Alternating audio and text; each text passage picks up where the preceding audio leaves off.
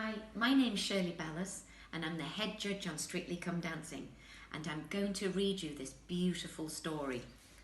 And the story is Giraffes Can't Dance. Gerald was a tall giraffe whose neck was long and slim, but his knees were awfully bandy and his legs were rather thin. He was very good at standing still and munching shoots off trees, but when he tried to run around, he buckled at the knees.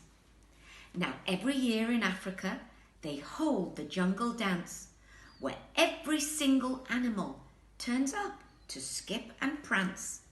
And this year when the day arrived, poor Gerald felt so sad, because when it came to dancing, he was really very bad. The warthogs started waltzing, and the rhinos rock and rolled. The lions danced a tango which was elegant and bold. The chimps all did the cha-cha-cha with a very Latin feel, and 8 baboons then teamed up for a splendid Scottish reel. Gerald swallowed bravely as he walked towards the floor, but the lions saw him coming and they soon began to roar. "Hey, look at clumsy Gerald," the animals all laughed. "Giraffes can't dance, you silly fool. Oh, Gerald, don't be daft." Gerald simply froze up. He was rooted to the spot. "They're right," he thought. "I'm useless. Oh, I feel like such a clot." So he crept off the dance floor and he started walking home. He'd never felt so sad before. So sad and so alone. Then he found a little clearing and he looked up at the sky. "The moon can be so beautiful," he whispered with a sigh.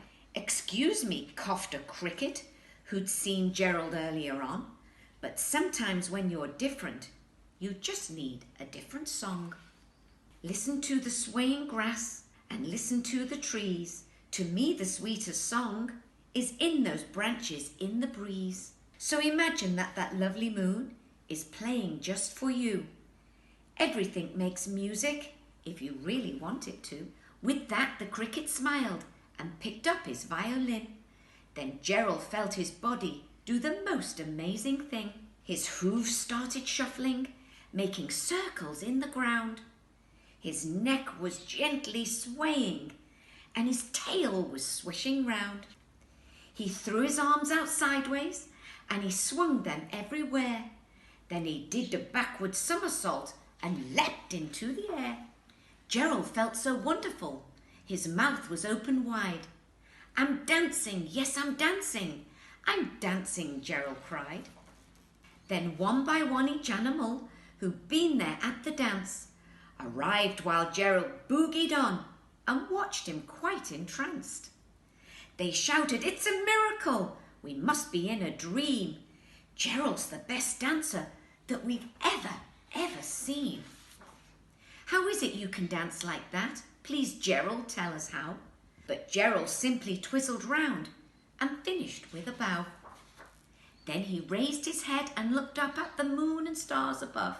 "We all can dance," he said, "when we find music that we love."